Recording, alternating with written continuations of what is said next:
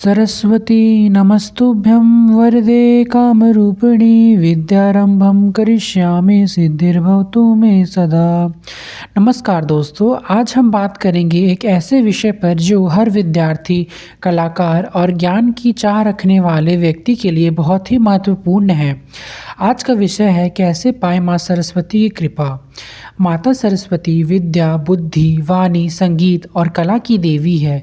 अगर माँ सरस्वती की कृपा हो जाए तो जीवन में ज्ञान, एकाग्रता, स्मरण शक्ति और सफलता अपने आप आने लगती है।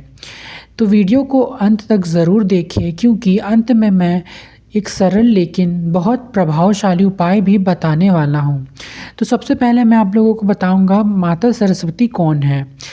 तो माँ सरस्वती को श्वेत वस्त्र, वीणा, पुस्तक और हंस के साथ देखा जाता है। श्वेत वस्त्र शुद्धता और पवित्रता का प्रतीक है। माँ के हाथ में जो वीणा होता है वो कला और संगीत का प्रतीक है।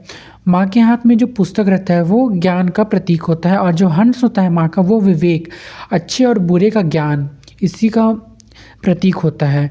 माँ सरस्वती हमें सिखाती है कि सच्चा ज्ञान वही है जो हमें विनम्र बनाए। देखिए, माँ सरस्वती की कृपा पाने के मुख्य उपाय कुछ ऐसे हैं ना।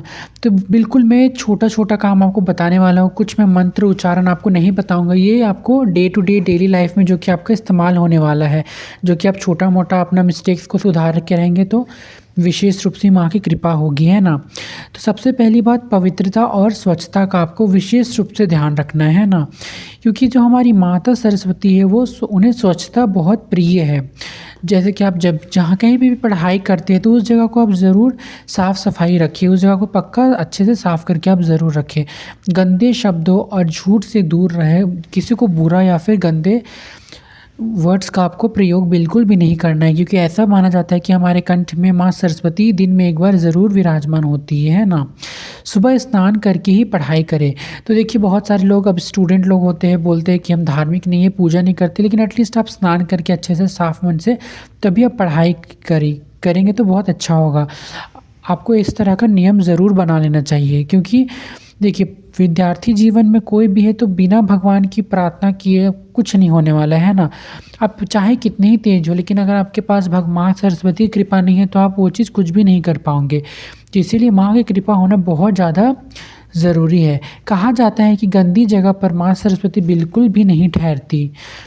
जैसे कि ब्रह्म मुहूर्त में अध्ययन, देखिए अगर बहुत लोगों को पढ़ाई में मन नहीं लगता है तो देखिए 4 से 6 बजे तक का समय ब्रह्म मुहूर्त कहलाता है ना। तो इस समय आप पढ़ाई करेंगे तो जल्दी आप कोई सा भी माँ सरस्वती का मंत्र आप अच्छे से, अगर आपको मंत्र नहीं आता माता सरस्वती का तो आप उनका नाम लेकर के भी पढ़ाई स्टार्ट कर सकते हैं। जब भी आप पढ़ाई करेंगे तो इस बात का आपको विशेष रूप से ध्यान रहे कि आपके मन मंदिर में माँ सरस्वती को आप ज़रूर एक बार ध्यान कर लें माता सरस्वती का। मन शांत रखना होता है, इसमें ज्ञान जल्दी ग्रहण हो जाता है सुबह में के वक़्त जब पढ़ाई करते तब।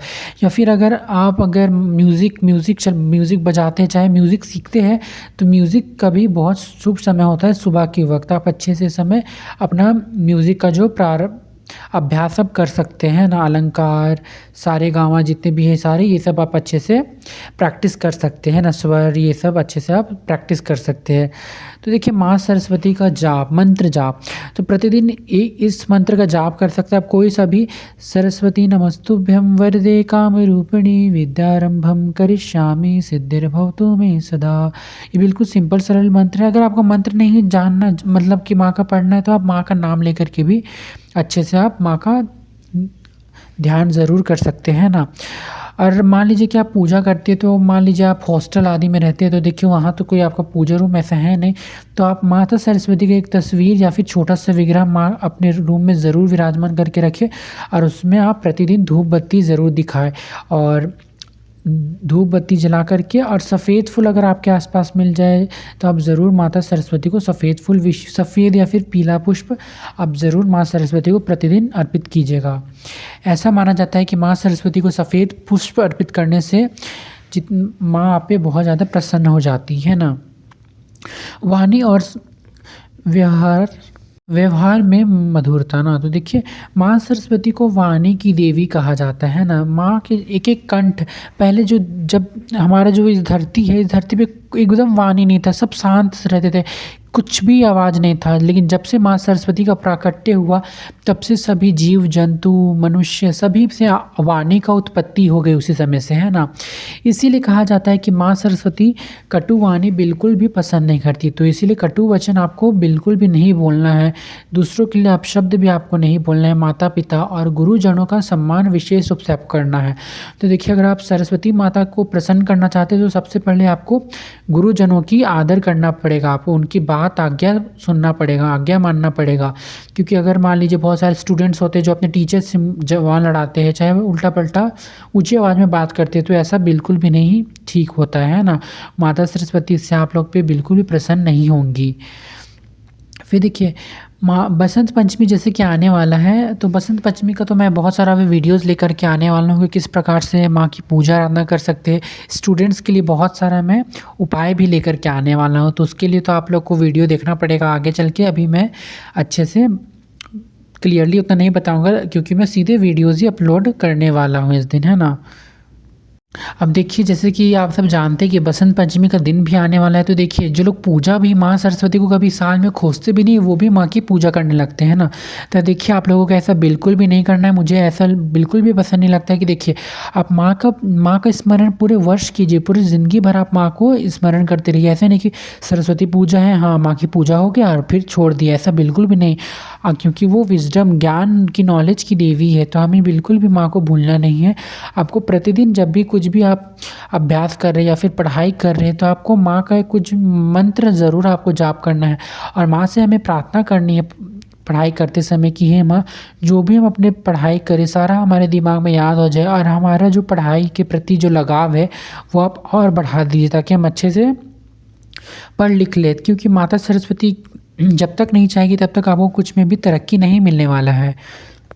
तो ये इसीलिए मैं कहता हूँ कि आप लोग ज़रूर माँ सरस्वती की पूजा आराधना करें। और अगर आप स्टूडेंट हैं, अगर आपसे ज़्यादा कुछ हो नहीं पाता है, तो अपने स्टडी रूम चाहे फिर जहाँ भी आप पढ़ाई करते हैं, वहाँ पे एक माता सरस्वती का तस्वीर तो आप ज़रूर लगा लीजिएगा और उसे प्रतिदिन धूप अगरबत्ती दिखाइएगा। साथ ही साथ बसंत पंचमी के दिन विशेष रूप से उनकी पूजा आराधना ज़रूर कीजिएगा, क्योंकि माता सरस्वती बहुत ही दयालु है हमारी, और माँ बहुत जल्दी प्रसन्न हो जाती है बच्चों से, है ना। और माँ को जैसे कि हम सब पता है कि बूंदी बहुत प्रिय है, बूंदी बैर ये सब माँ को बहुत प्रिय है। तो आप ज़रूर माँ की बसंत पंचमी में इन सब चीज़ों से पूजा करिएगा। तो देखिए दोस्तों, आशा करता हूँ आपको वीडियो अच्छा लगा होगा। वीडियो अच्छा लगा हो तो लाइक शेयर कमेंट ज़रूर कीजिएगा। और देखिए, अभी बहुत सारा वीडियोज़ आने वाला है, तो आप उस सब के लिए ज़रूर वॉच कीजिएगा। धन्यवाद।